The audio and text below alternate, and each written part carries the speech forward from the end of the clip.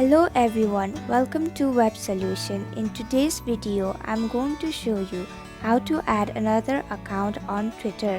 Make sure to watch the whole video to learn how. Let's begin. First, open up X on your mobile device. Tap on the profile icon at the top left of your mobile screen. Now you can tap on the three vertical dots at the top right of your mobile screen. Now you can see two options whether to create a new account or log in into an existing account. Tap either one that you like.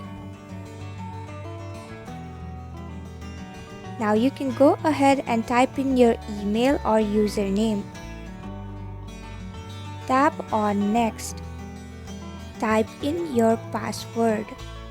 Tap on the login button. Now your another Twitter account has been successfully added on your mobile device. You can tap on the profile icon at the top left of your mobile screen to check if you have successfully added a new account or not.